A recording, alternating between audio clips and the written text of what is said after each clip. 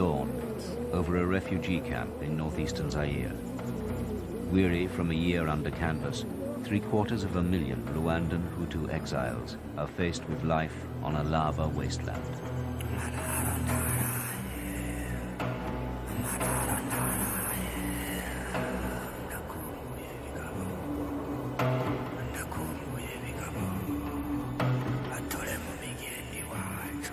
A desperate population is nestled on the very edge of Virunga, Africa's oldest national park. This appalling humanitarian crisis is now on the verge of becoming one of the continent's most tragic ecological disasters.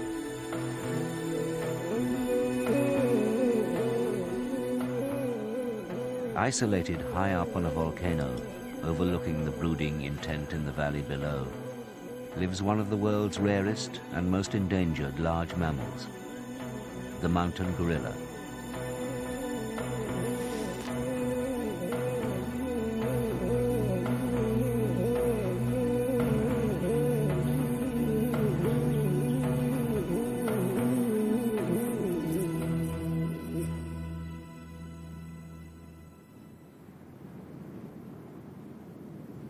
The Virunga volcanoes rise up out of the heart of a deeply troubled continent to a height of over 4,500 meters. Towering above the active, more recent cones in the west is the ancient cloud-capped peak of Mikeno. Over thousands of years, extensive forests have contracted, forming what is now the mountain gorilla's high-altitude home.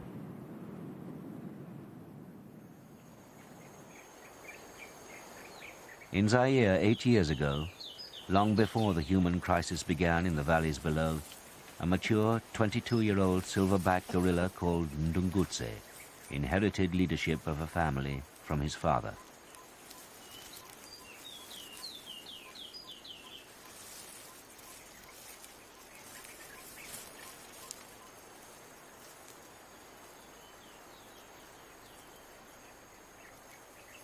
A distinctive spray of white hair grows across his back, first appearing at about the age of 12.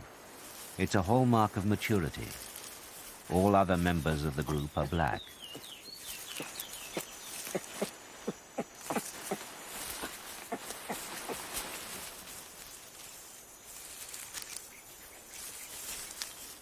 He has a bump at the top of his head where powerful jaw muscles are attached.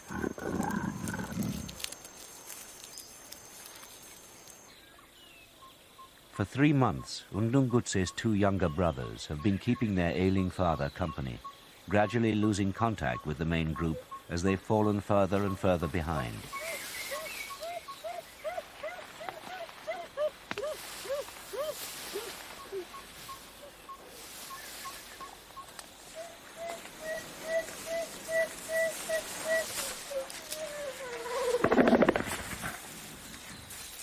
There is something here that's upsetting the 2 brothers.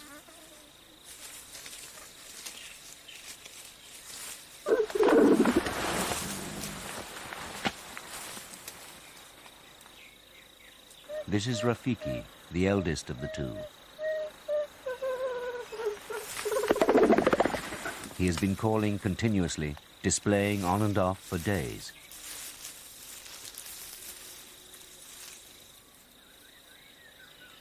Their father has died from old age in the cold of a Virunga night.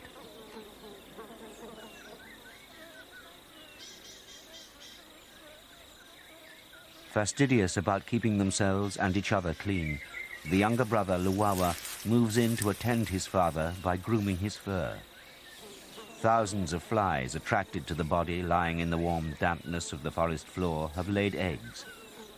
In a curious piece of behavior, Luwawa eats what he begins to uncover.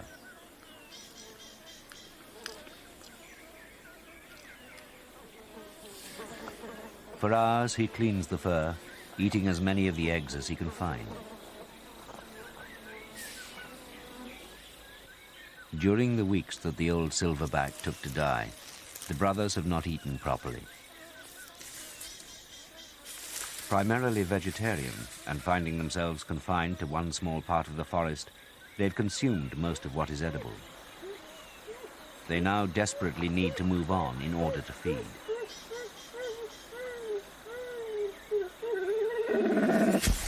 The bond forged over years of close association makes it difficult for the brothers to leave their father.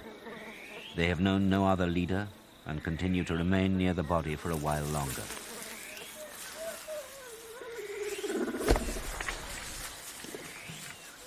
Refugee, at the age of 11, is on the verge of sexual maturity, a time when he will strike out to lead a life on his own.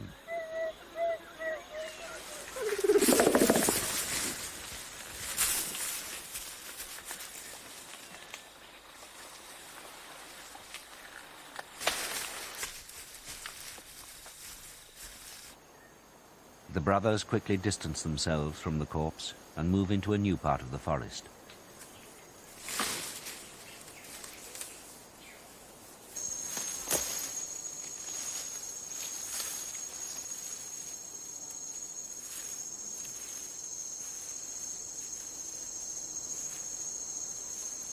Luwawa is 4 years younger than Rafiki, and at this stage of his life is less inclined to want to lead a solitary existence, preferring instead to stick with his older, more experienced brother. For the first time in a fortnight, the pair are in an area where there's plenty of food. Gorillas spend over a third of each day eating, a large male consuming about 18 kilos of vegetable matter.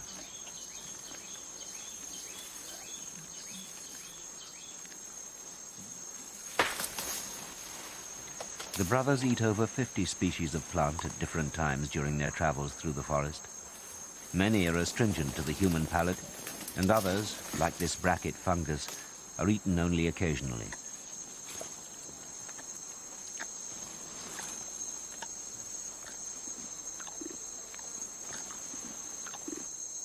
Tired and replete for the first time in days, the pair settle down to rest several kilometers from their father's remains.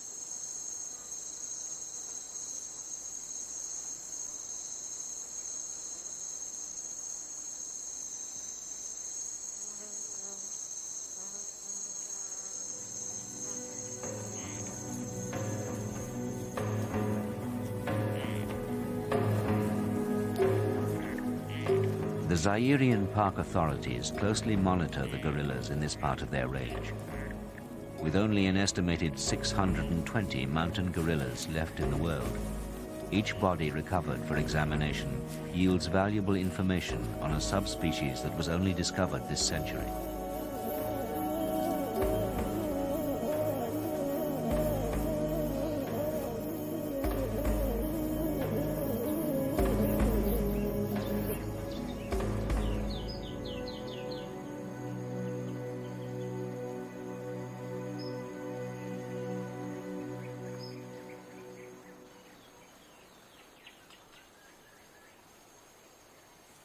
In the 12 weeks it took their father to die, the pair have lost all contact with their elder brother, Ndungutse. He has taken the group far off, up the slopes of Mikeno.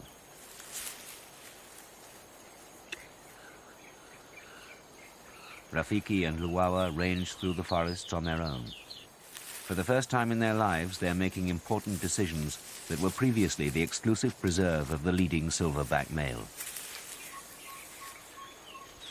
Farmers ignore the buffer zone on the edge of the Virunga Park and cultivate to within sight of the forest. The brothers have been tempted on several days in a row to leave the comparative safety of the forest so that they can raid a neighboring banana plantation.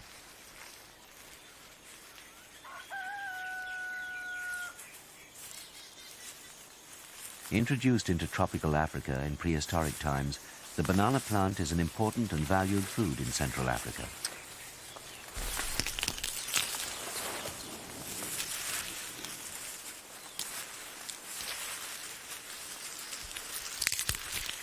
Although gorillas eat this plant's forest cousin, it does not bear the distinctive fruit with which we are so familiar. The gorillas eat only the pith found at the center of the trunk, ignoring the bananas that are frequently brought down during the raid.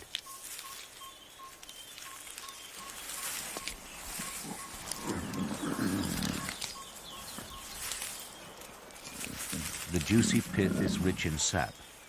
Gorillas seldom drink and obtain all their moisture requirements from the vegetation that they eat.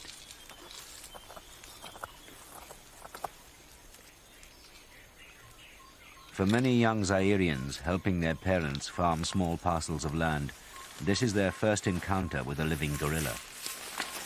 The national park and its wildlife are strictly off limits, and they're unlikely to come face to face with wild animals.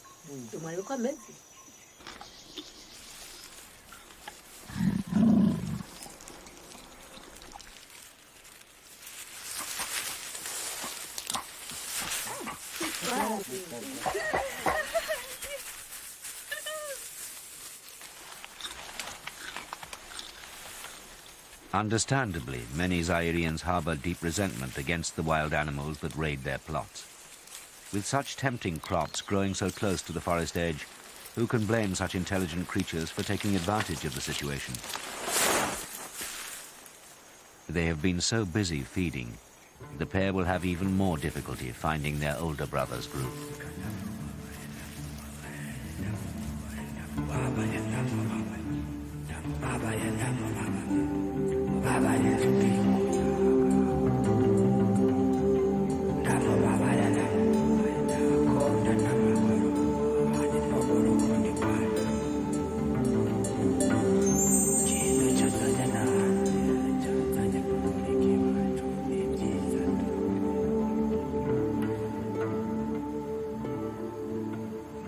Far away, the youngsters in Ndungutse's family are taking advantage of the mid-morning siesta period to play.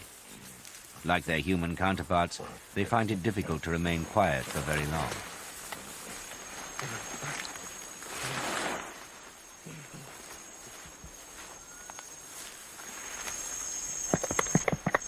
Although the adult group members will take this opportunity to rest, Ndungutse is keenly aware of all that's happening and will intervene if play becomes too boisterous.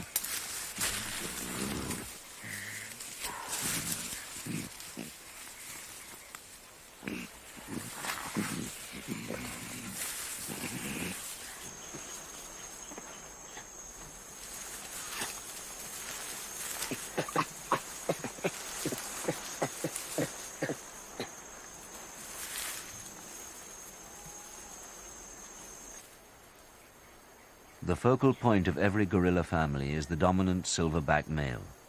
He is the sole decision maker.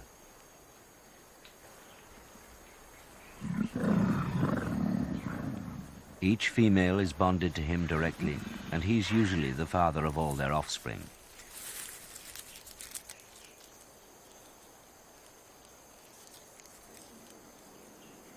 Close by Ndungutse's group lives a fourth brother, a 19-year-old silverback called Salama.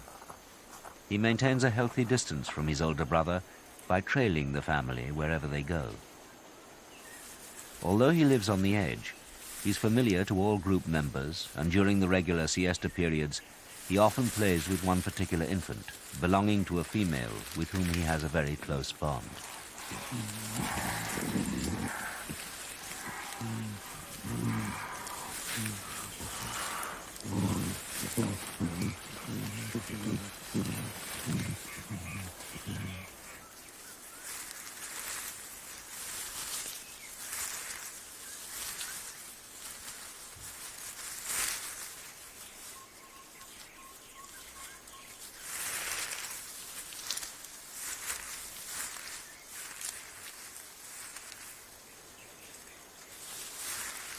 Salama, concealed from his brother's prying eyes, mates with her.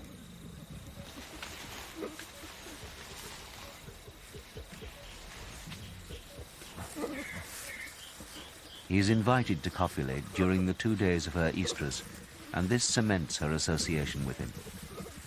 By maintaining contact with both silverbacks and allowing them to mate with her, she can successfully fool the two into believing that they are, in turn, the rightful father of the infant that she carries.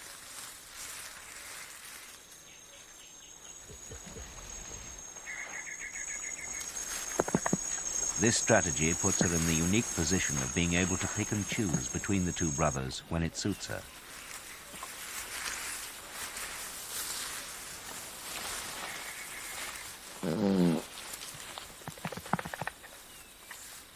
All gorillas have large pot bellies. Bacteria in the gut help to break down all the vegetable matter needed to satisfy their daily energy requirements. A byproduct of all this activity is gas, huge quantities of it. As a result, all family members are in a semi-permanent state of flatulence.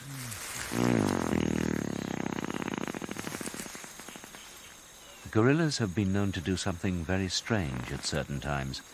They will eat their own dung for no apparent reason.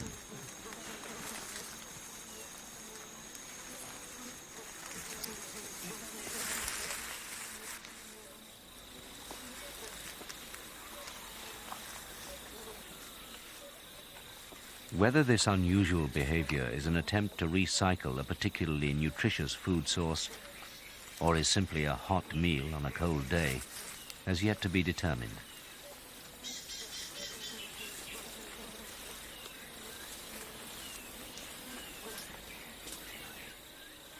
Since their father's death, Luwawa and Rafiki have not re-established contact with Mdungutse's group. He has moved too far up the slopes of Mikeno. This imposed early separation from the family helps to build confidence. Wandering through the forests prepares the pair for the eventual day that they will be group leaders in their own right.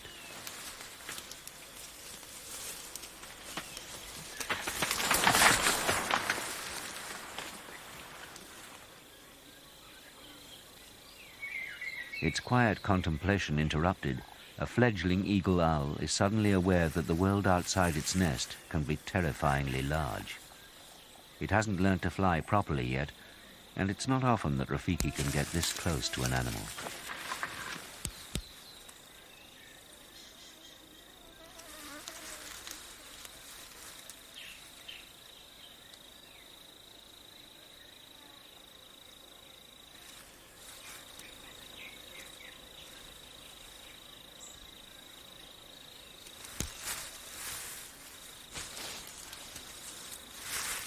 Luwawa is less interested at first.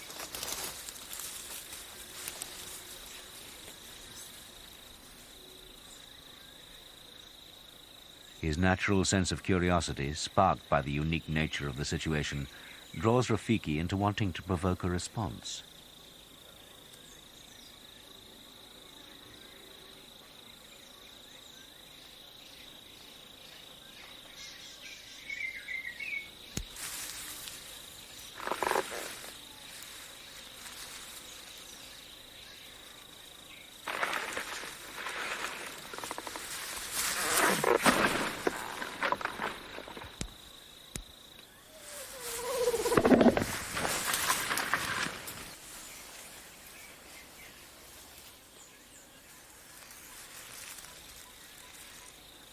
Overwhelmed by one boisterous brother, the owl finds the close attention of the other too intimidating and quickly learns what wings are for.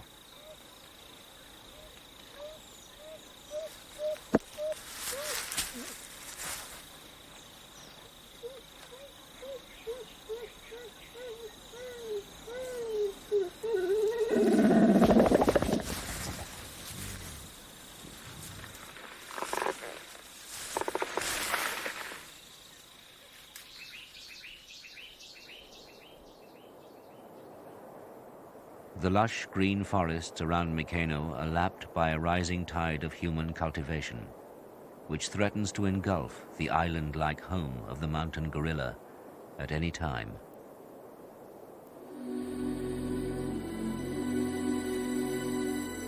The Virunga volcanoes straddle the Central African republics of Zaire, Rwanda, and Uganda. Ancient legends tell how the ghosts of the dead still dwell in the depths of these fiery furnaces, stirring their innermost flames. It was from here that rumors reached the first early explorers that there lived an ape on these smoking mountains.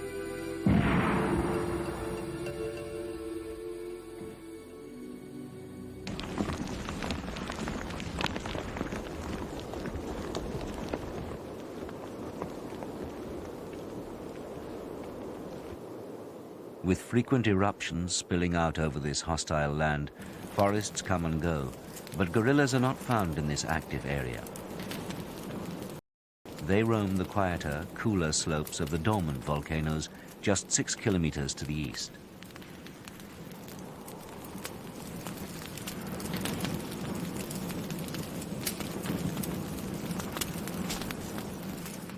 Totally lacking in water and protected by the boundaries of the Virunga Park, people cannot live on these old lava flows. In July 1994, some of the 2 million Hutu refugees fleeing retaliation after the ethnic bloodshed in neighboring Rwanda streamed into Zaire in a matter of days. Aid organizations were forced to establish tented camps on the old lava fields next to the park after 40,000 people died from disease and exhaustion. Their most basic needs for water, food and medicine are taken care of, but to cook and keep warm at night, the refugees must turn to the forests.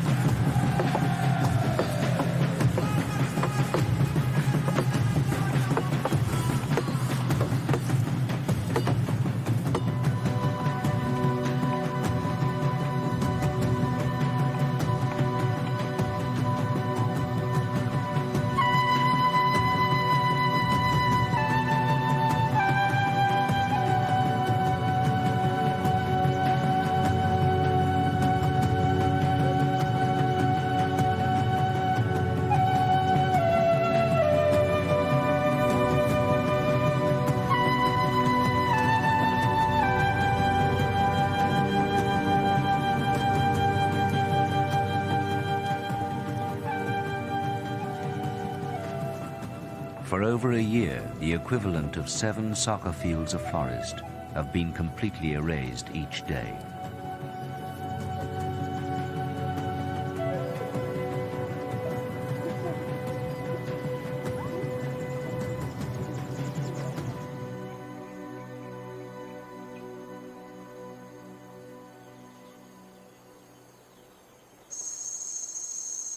Ndungutse has been leading his family for 8 years now, and they're oblivious to the tragedy unfolding in the valley below.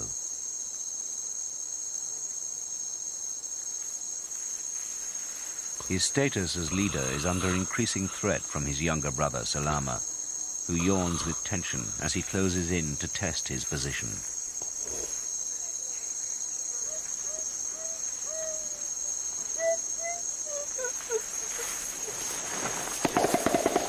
This triggers one of the most complex and ritualized displays seen between mammals. The brothers can amplify the sound of the display by puffing up 2 prominent air sacs located at the side of the throat.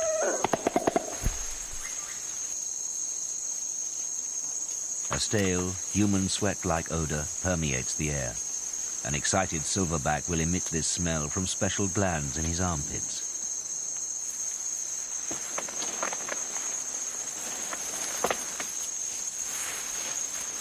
The brothers are displaying more frequently now. There's a distinct possibility that Salama will make a final bid to wrench control of the group from Ndungutse.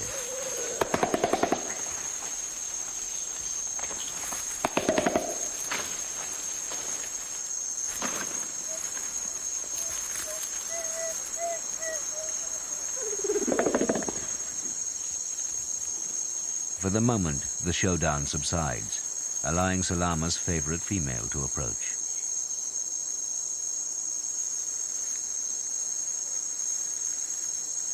Still tense from the interaction, he rebuffs her intimate gesture, but she continues to remain nearby. If Salama can successfully take over the group, she might become a high-ranking female.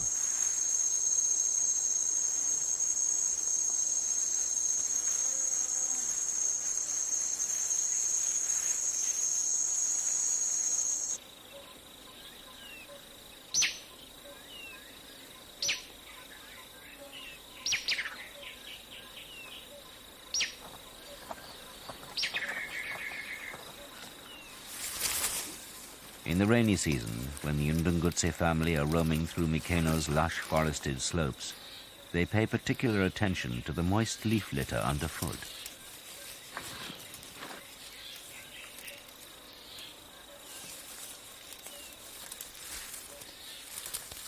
Attracted by some telltale sign, Salama begins to dig, breaking his way into the inner sanctum of one of the forest's most voracious and numerous insects. Army ants nest here in their millions. Gorillas have developed a taste for the plentiful supply of eggs and larvae that appear during the wet months, and they will go to extraordinary lengths to get at this protein-rich food source. Armed with one of the most potent bites in the business, the infuriated ants retaliate en masse. Using powerful mandibles, they quickly succeed in driving even the largest gorilla away after a very short time.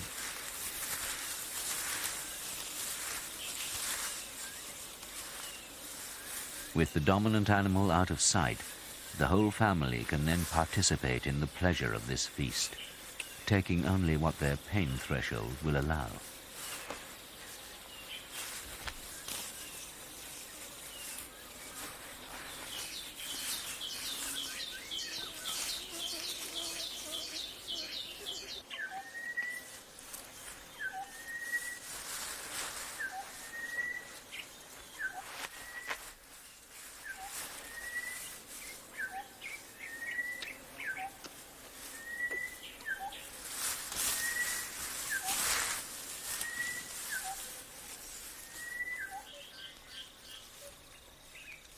The brief periods of raiding lead to hours of patient grooming. Despite the very thick fur that mountain gorillas have evolved to protect their skin from the harsh elements, it's no safeguard against thousands of painful bites.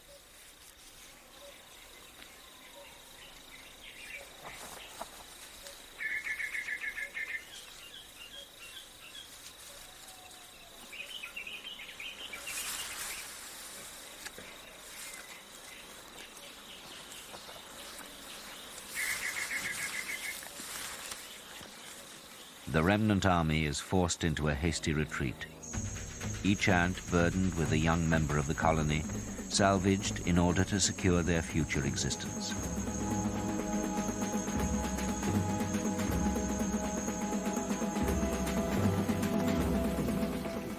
"42,000 refugees remove over 900 tons of wood a day, vital for their survival.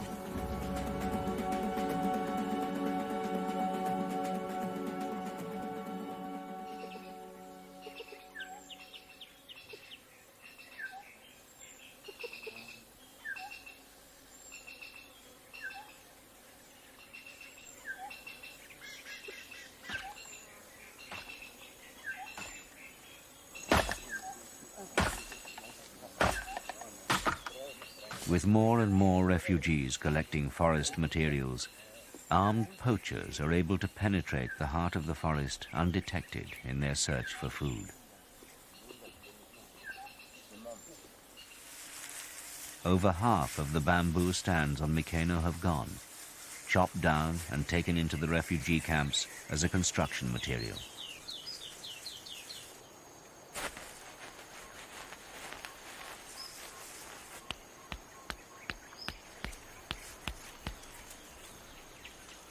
Some of the bamboo is used in the forest by skilled hunters.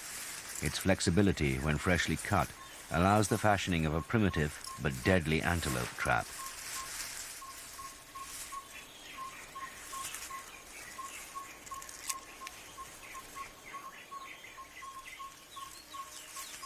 Carefully positioned on a quiet forest trail, the mechanism is set in the new home range of Ndungutse's younger brother, Luwawa. He has changed a great deal in the 7 years that have passed since he was last seen eating fly eggs from his father's dead body. He is now a fully mature silverback with a family of his own.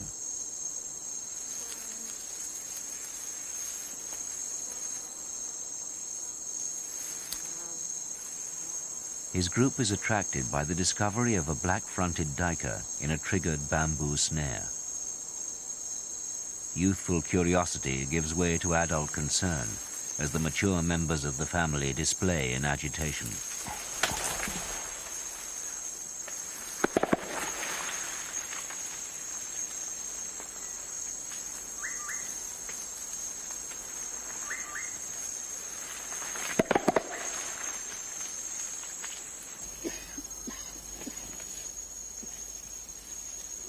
The forests are heavily infiltrated by people now, and almost impossible to police effectively.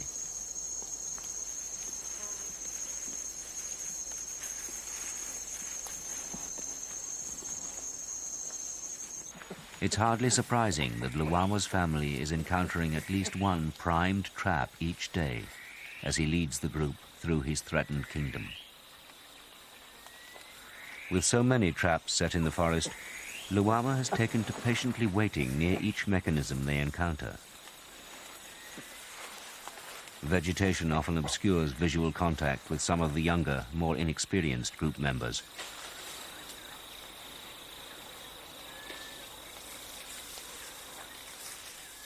What happens next is quite extraordinary. Luwawa breaks the trap. In his short time as a family leader, he's encountered so many of these snares that he's learnt how to destroy them. The enormous pressures that now bear down on the brothers can have only one consequence.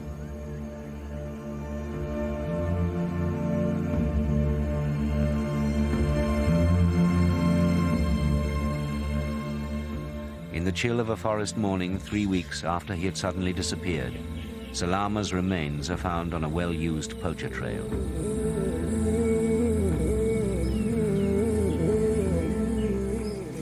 The female with whom Salama had a close bond has moved on with Ndungutse's family, unaware of the tragedy that has befallen this silverback.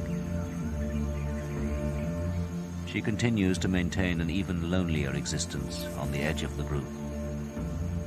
Ndungutse has lost a rival, and for the time being, his position as family leader will remain unchallenged. This is not a good time for gorillas.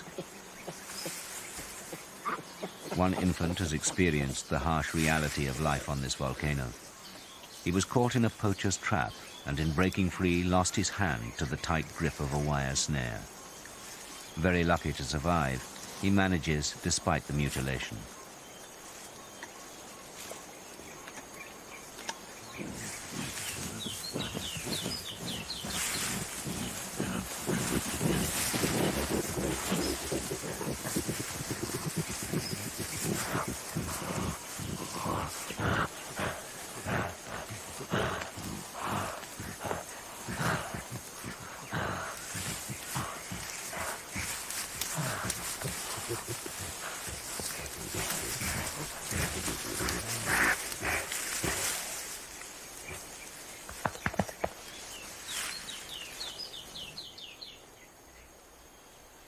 There are parts of Mikeno where its volcanic rocky core is exposed to the elements.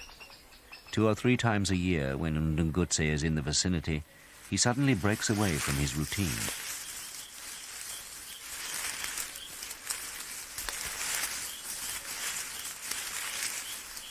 He climbs with purpose, using trails and markers familiar only to him and those gorillas that have done this journey before.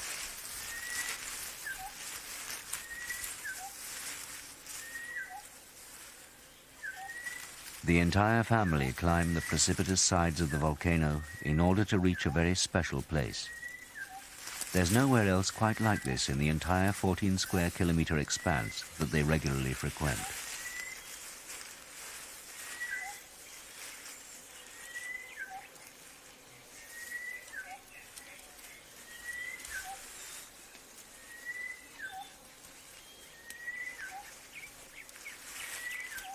Finally, all the exertion pays off, and the gorillas find what they're looking for. With so much erosion and leaching over time, minerals concentrate here, forming high-altitude salt licks. Some of the rock contains sodium and potassium, and periodically the gorillas eat huge quantities of it.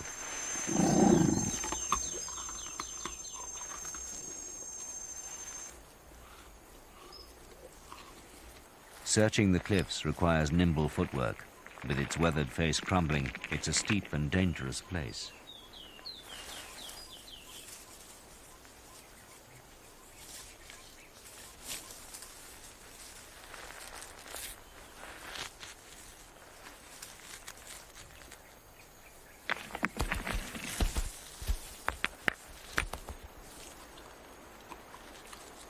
It's not known for certain whether this behavior allows the gorillas to obtain essential elements lacking in their vegetarian diet, or if the rock simply helps to neutralize the action of toxins that may build up after intensive feeding on some plants.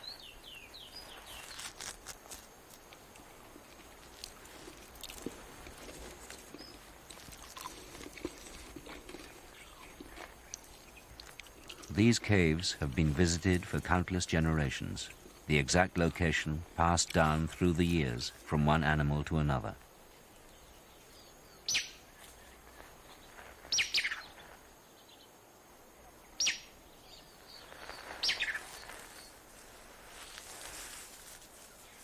Weighing close to 180 kilos and twice the weight of a female, the descent requires some sure-footed judgment for a departing, ponderous male.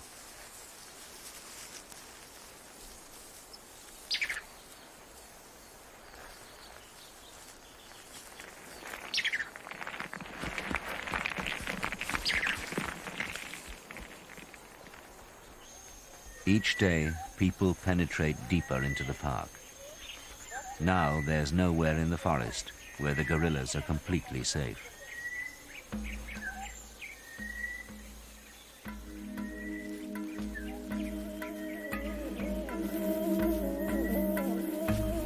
Over 100,000 Hutus, fearing for their lives in Rwanda, use the park to cloak their escape into Zaire. The extensive network of forest trails quickly take the refugees into guerrilla country.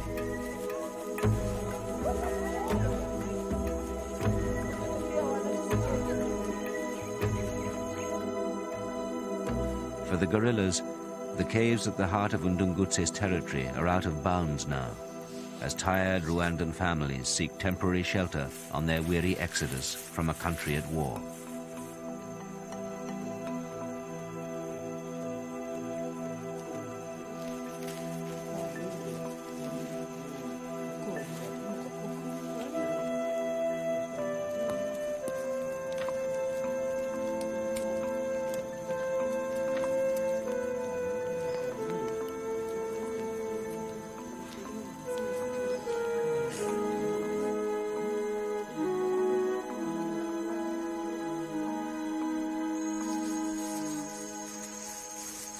With so many people in the park, effective policing is even more difficult now. On a dawn patrol, park guards find that a terrible thing has happened to one of Ndungutse's infants.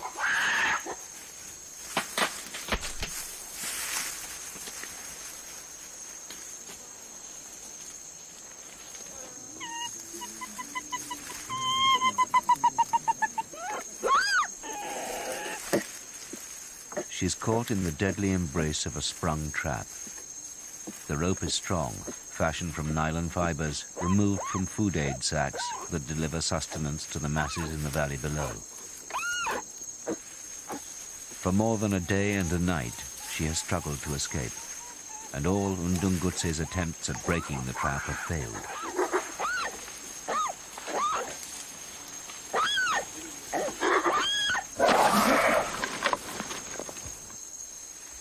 He jealously guards his baby, making it impossible for the park staff to get close to release her.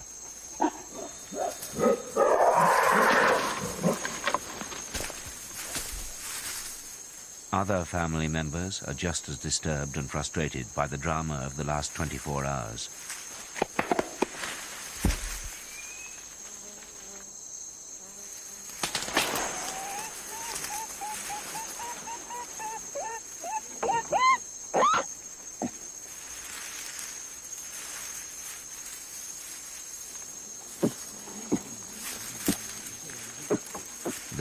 bites deeper and restricts blood flow to the infant's hand.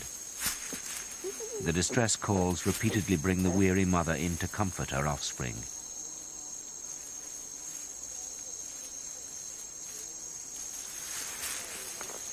Undungutse cannot stay here too long.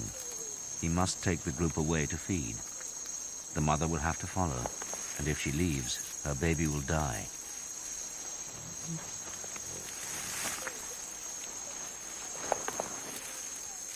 For now, the infant suckles, drawing much-needed comfort and warmth from the animal that it most needs in its life.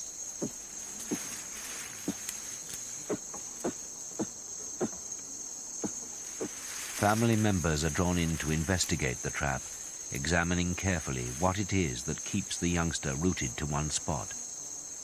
A fresh, springy green sapling was used to make this device, and all Undungutse's efforts at snapping it have failed. While Undungutse is out of sight, with only a young male nearby, the baby gorilla is cut free.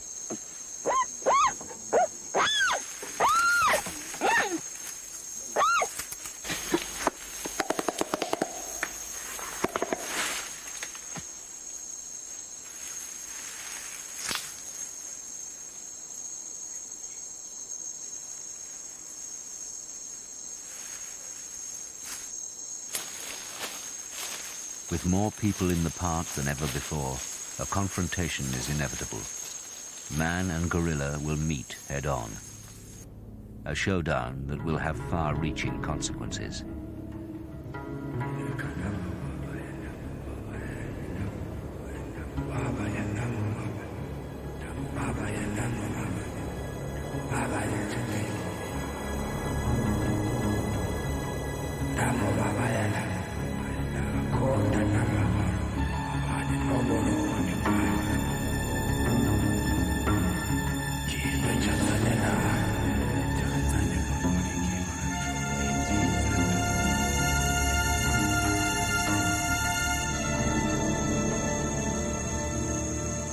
Luwawa, who broke the trap protecting his family, is mercilessly gunned down on the high slopes of Mikeno, leaving a traumatized group running scared. For the park authorities, Luwawa's death is devastating news, and a great effort is made to remove his remains for expert examination, in the hope that some telltale sign might identify his killers.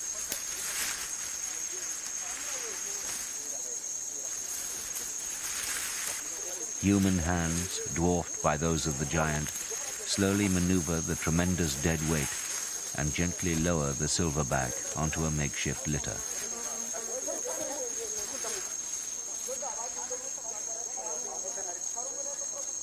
Fresh ferns are collected and carefully laid on his chest to keep the flies away. And in ritual-like solemnity, this once magnificent animal is prepared for his final journey off the volcano. Carrying Luwawa to the park headquarters will take 12 men more than 15 hours. Ironic that he was first named for his ability to travel quickly through the forest.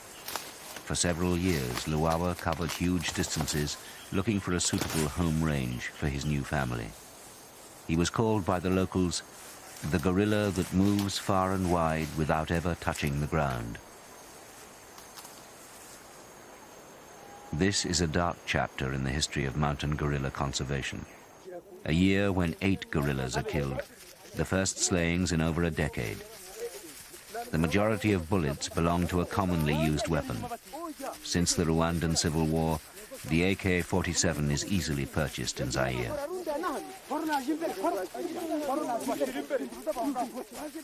Like some giant earth tremor, the killings ripple outwards from Mikeno, engulfing other gorilla families too.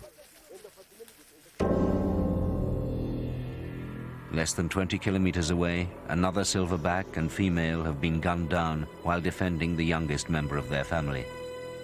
This is the only shooting with an established motive. The kidnapped infant has been successfully recovered from poachers.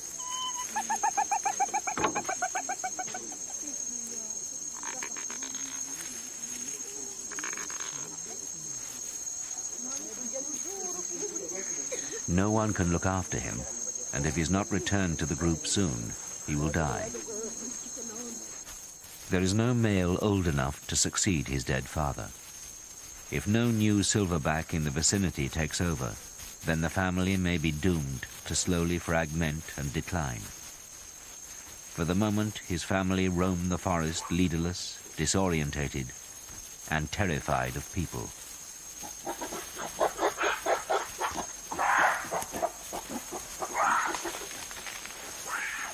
This new fear of man may be their key to survival, but it makes it very difficult for the trackers to return the infant to the group.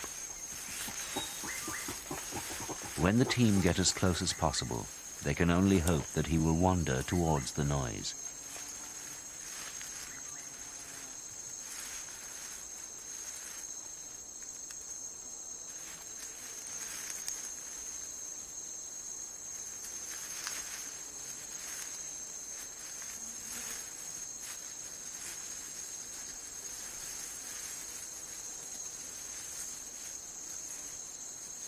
He is gone, whisked away by a rapidly departing female.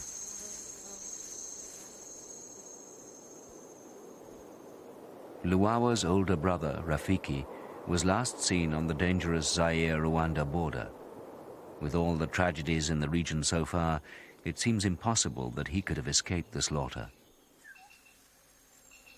It's 8 years since his playful encounter with the owl, and he's not seen a cameraman since that time so long ago.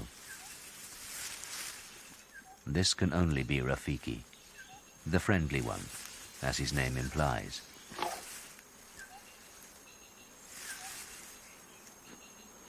At last, with a home range of his own, he has been able to establish a family, a small one with a couple of young infants and some very nervous females.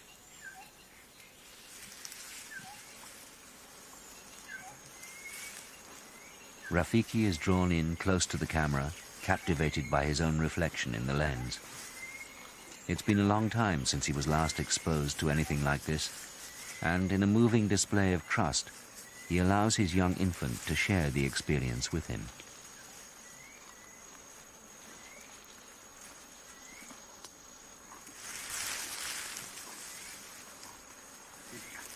For all the gorillas killed so far, it's their lack of fear that has put them at risk from man. Ironically, here in the Virungas, the gorillas' only hope for long-term survival lies in trusting their distant human relative.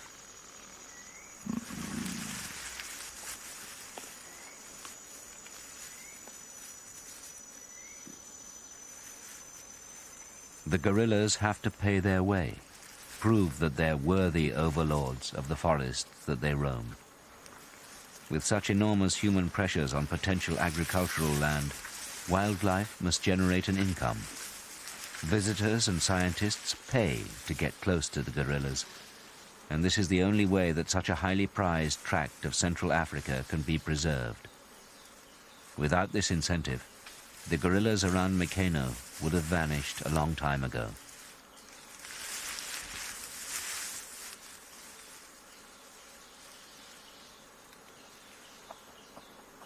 It's a tragedy that our objectives and priorities have been so narrowly focused on the human disaster in the valley below, leaving the gorilla families out in the cold. If the refugee crisis is not resolved soon, the future will not be bright for Refugee.